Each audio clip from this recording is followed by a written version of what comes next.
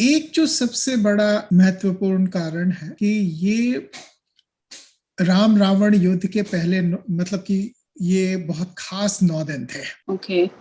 और इसके बाद जाकर के दशमी वाले दिन रावण का वध होता है और ये प्राप्त मतलब कि दशहरा सत्य की विजय होती है। तो ये 9 दिन जो है, ये सारे साधु संतों ने भी इसका व्रत किया था कि जब तक राम जी की युद्ध में मतलब कि विजय नहीं हो जाती है, तो तब तक सबने ये व्रत रखा था और ये पाठ किया था। तो एक तो ये राम जी से रिलेटेड है और दूसरा ये माता से रिलेटेड है, सेम पीरियड। तो 9 दिनों में 9 दैत्यों को उन्होंने मारा था और 10वें दिन जो है कहते हैं कि वो उन्होंने इसको भैरव।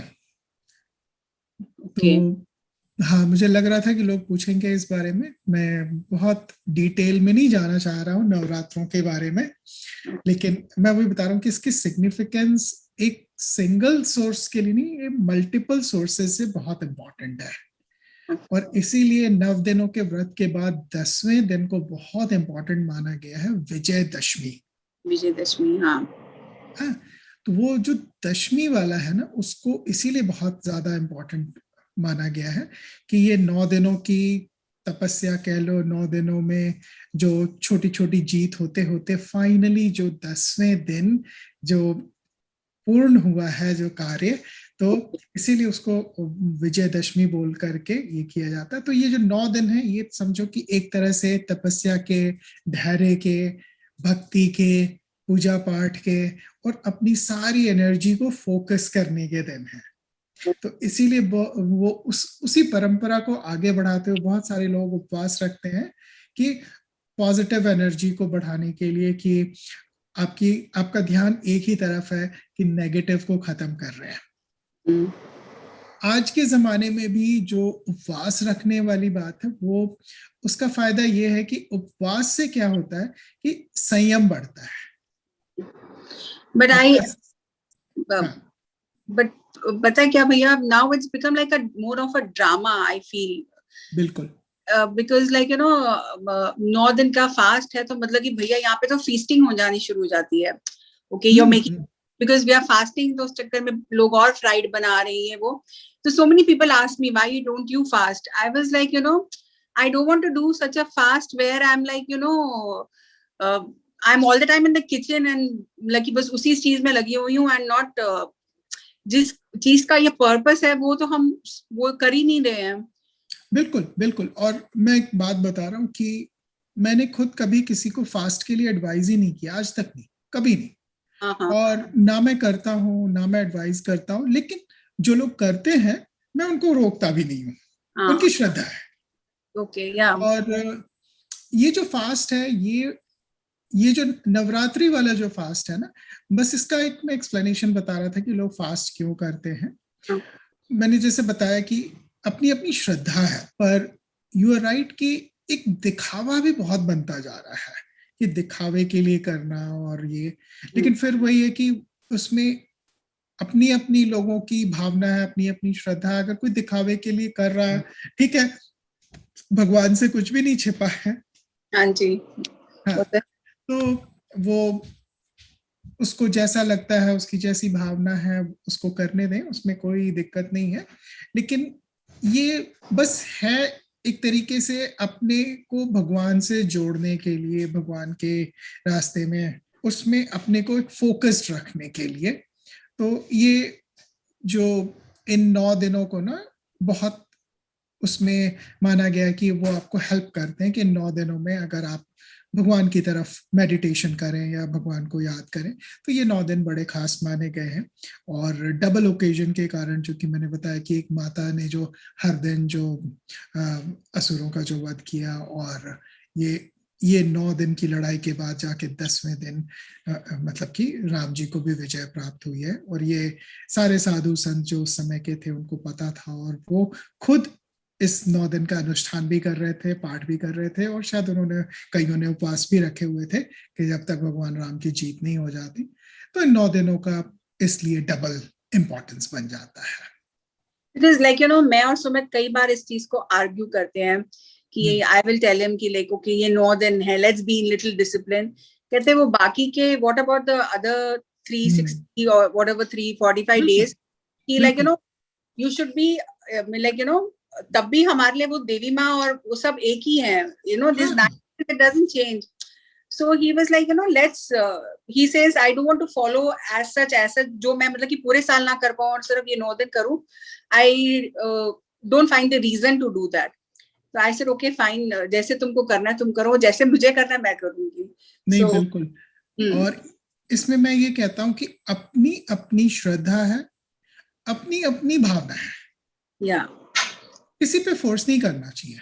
नहीं जो नहीं उनके अंदर से आ रहा है ना, जो अंदर से आ रहा है वो करने दो. हाँ जी. नमस्ते नमस्ते नमस्ते. क्योंकि इन दी एंड मेन तो है कि उनको अपनी भक्ति बढ़ानी है, अपना ज्ञान बढ़ाना है, अपने को ईश्वर के रास्ते में आगे लेके जाना है. और सबकी अपनी अपनी स्पीड है. हाँ जी. ठीक है. अगर कोई बहुत तेज चल रहा है तो इसका मतलब नहीं कि वो दूसरे को भी फोर्स करेगी तुम तेज चलो. चलो. जैसे जब लोग वैष्णो देवी जाते हैं तो मैंने देखा हुआ सब अपनी अपनी स्पीड से चलते हैं. एक फैमिली के भी लोग आगे पीछे हो जाते हैं एंड दैट्स फाइन, क्योंकि सबकी स्पीड सेम नहीं है. तो उसी तरह से आध्यात्मिक जर्नी में भी सबकी स्पीड सेम नहीं है और सबको सबके स्पीड से चलने दो. तो अगर तुम्हें लगता है कि एक पर्टिकुलर वे में करना है तो दैट्स परफेक्टली फाइन, तुम उस पर्टिकुलर वे में करो. अगर सुमित को लगता है कि नहीं थोड़ा सा डिफरेंट वे में करना है या उसका व्यू डिफरेंट है, दैट्स परफेक्टली फाइन. उसमें कोई ये नहीं है और उसमें क्लैश भी नहीं होना चाहिए. कोई फोर्स नहीं करो. तुमको जो ठीक लगता है तुम फॉलो करो. हाँ जी. ठीक है. उसको जैसे ठीक लगता है उसको फॉलो करने दो. Perfectly fine. उसमें कोई ये नहीं है. इसलिए मैंने कहा कि मैं खुद उपवास नहीं करता हूँ, ना मैं किसी को कहता हूँ, लेकिन किसी को रोकता भी नहीं हूँ. हाँ जी. जिसको उपवास करके नवरात्र मनाना अच्छा लगता है, बिल्कुल ठीक है. उपवास में कोई बुराई भी नहीं है. बल्कि अगर उपवास की बात हो तो मैं लोगों को ये कहूंगा कि हफ्ते 10 दिन में एक बार उपवास करना अपने बॉडी के लिए अच्छा है. पूरी बॉडी की क्लीनिंग हो जाती है, सिस्टम क्लीन हो जाता है, बॉडी पे भार कम पड़ता है. लेकिन एज अ फोर्स नहीं, वो अगर अंदर से आ रहा है. और मैं कई बार कहता हूं कि ये कोई जरूरी नहीं कि आप पूरे दिन का उपवास करो. आप अपना एक भोजन स्किप कर लो, वो भी उपवास होता है, उसमें भी बॉडी रिफ्रेश हो जाती है. क्योंकि हम लोगों को क्या हो जाता है कि हम लोगों को आदत हो जाती है टाइम से अपने शरीर में खाना ठूसने की. लोग भूख लगने का इंतजार नहीं करते हैं. ज्यादातर लोग टाइम हो गया खा लो, नाश्ते का टाइम हो गया, लंच का टाइम हो गया, डिनर का टाइम हो गया. हम टाइम की वजह से खा लेते हैं. हम टाइम के गुलाम बने हुए हैं. बॉडी को जरूरत है नहीं है, हम ठूस लेते हैं कि टाइम हो गया खा लो. तो अगर हम एक मील भी स्किप कर लेते हैं ना हफ्ते में, रिलीफ मिल जाता है, बॉडी के सिस्टम को रिलीफ मिल जाता है. They say ना when we put food into our stomach, तो पूरी एनर्जी वहां पे स्टमक पे ही चली जाती है. बिल्कुल. And when you are not जब हम एक मील स्किप करते हैं, so the stomach is not doing any energy, so that energy just flows into the whole body. तो जहाँ रिपेयर होना, so that becomes faster. इसीलिए मैं, अगर याद हो तो पिछली बार वाले सत्संग में मैं ये बात लोगों से पूछ रहा था कि डिनर किस टाइम पे करते हैं. जी हाँ. है ना. पिछली बार में मैंने पिछली बार में पूछा था. हाँ.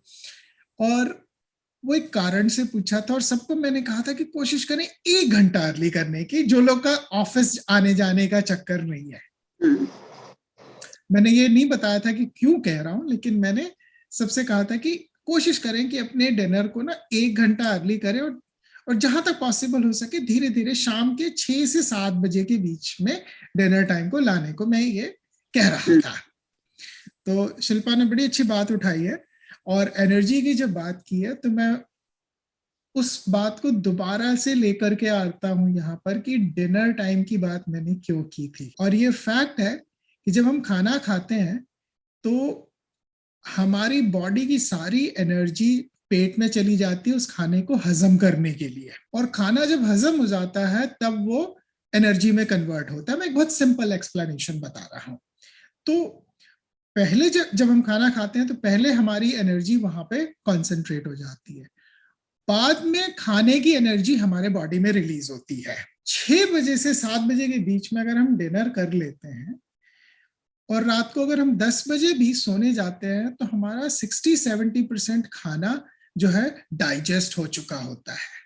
एंड डिपेंडिंग अपॉन कि हम किस तरह का खाना डिनर में करते हैं, हो सकता है कि हमारा 90-100% भी खाना डाइजेस्ट हो चुका हो। जब हम सोने जाते हैं और हमारा खाना डाइजेस्ट हो चुका है, इसका मतलब जो शिल्पा कह रही थी बिल्कुल सही, कि अब हमारी एनर्जी बॉडी में स्प्रेड होने के लिए रेडी है। अब मैं यहाँ पर एक दूसरी बात बताना चाहता हूँ कि जब हम सोते हैं तो कई बार हमने अपनी लेख में और पिछले सत्संगों में बात की थी कुंडलिनी की। कुंडलिनी की जो शक्ति है, जो एनर्जी है, जो ऊर्जा है, अधिकांश रात को एक्टिवेट होती है। और अगर अनडाइजेस्टेड फूड आपकी स्टमक में पड़ा हुआ है तो वो कुंडलिनी की एनर्जी को रोकता है, उसमें अवरोधक बनता है, उसमें बाधा बनता है, वो ऊपर नहीं उठ पाती है। तो कुंडलिनी की एनर्जी नीचे से ऊपर उठने में जो अनडाइजेस्टेड फूड है वो उसमें बाधा बनता है। दूसरी बात, अगर अनडाइजेस्टेड फूड है और कुंडलिनी की एनर्जी जब ऊपर उठेगी तो आपको एसिडिटी भी क्रिएट होएगी, उस अनडाइजेस्टेड फूड की वजह से आपको तकलीफ होएगी। कुंडलिनी को तो जो बाधा पहुंचेगी वो पहुंचेगी, आपको भी जलन और तकलीफ महसूस होएगी। पुराने जमाने में एक बड़ी अच्छी उन्होंने कहावत कही थी, जब घड़ी का भी जमाना नहीं था तो उन्होंने कहा सूर्यास्त के समय तक खा लो। इस बात को मॉडर्न जमाने में और हम लोगों की कॉन्वेंट और क्रिश्चियन एजुकेशन के दौरान इसको बताया गया कि अरे वो तो साइंस से रिलेटेड था, कि अंधेरा हो जाता था, बिजली का जमाना नहीं था, तो इसलिए कही गई थी कि शाम को खा लो कि खाने में कोई कीड़ा वीड़ा ना पड़ जाए और रात को खाना बनाने में दिक्कत ना हो, बिजली का जमाना नहीं था। ये बात सरासर झूठ है। उसका बिजली से और लाइट से कोई ताल्लुक ही नहीं है, क्योंकि हम लोगों का जो सनातन धर्म है वो साधु संतों का दिया हुआ है, और उन्होंने साधु संतों ने इसको बहुत गहराई से सोच समझ के चीजों को बताया है। तो इसलिए था कि शाम को 6 बजे जब आपका खाना हो जाता है तो दो चीजें हैं, आपको वो सारी चीजें इंसान को, ह्यूमन बीइंग की लाइफ को वो सूर्य की पैटर्न पे अलाइन कर रहे थे। सूर्य सुबह 6 बजे उगता है तकरीबन और शाम के 6 बजे अस्त होता है। पूरा जो सूर्य का 360 डिग्री का जो मोशन है उस पे वो अलाइन करने की बात कर रहे थे। मतलब सूर्य का मोशन हो या धरती सूर्य के अराउंड घूमती हो, बात वो हमारे लिए तो एक ही है ना, हमारे लिए इफेक्ट तो सेम है कि हमें लगता है कि सूर्य घूम रहा है हमारे अराउंड में। तो सूर्य के का जो 360 डिग्री का जो मोशन है, उस मोशन से वो अलाइन कर रहे हैं हमारी बॉडी को, और हमारी बॉडी को वो रेडी कर रहे हैं कि जब 6 बजे तक आपका खाना हो जाता है, सूर्यास्त, इसीलिए उन्होंने सूर्यास्त शब्द का इस्तेमाल किया कि सूर्यास्त तक खाना पूरा कर ले, ताकि जब तक आप नींद में जाएंगे 8, 9, 10 बजे तक खाना हजम हो चुका होगा। अब आपकी शरीर में कोई बाधा नहीं है आपकी आध्यात्मिक और कुंडलिनी शक्ति को ऊपर उठने में, और आपके नींद के लिए भी बहुत अच्छा है कि आपका खाना हजम हो चुका हो। उतनी अच्छी नींद आएगी और उतनी स्वस्थ आपकी बॉडी होएगी। इसका कोई ताल्लुक इससे नहीं था कि अंधेरे से कोई ताल्लुक नहीं था।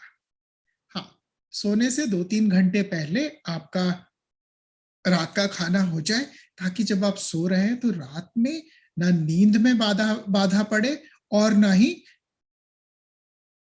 कुंडलनी शक्ति में बाधा पड़े। तो ये बहुत एक साइंटिफिक रीजन था जिसकी वजह से ये बताया गया कि शाम को सूर्यास्त तक भोजन कर लें।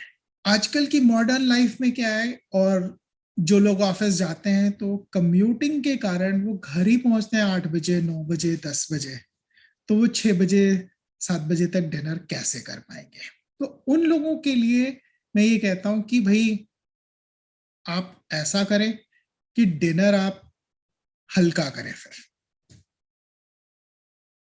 ब्रेकफास्ट हैवी करें, लंच अच्छा करें, डिनर हल्का करें। स्पेशली इंडिया में लोगों को गलत आदत ये पड़ गई है कि डिनर हैवी होता है।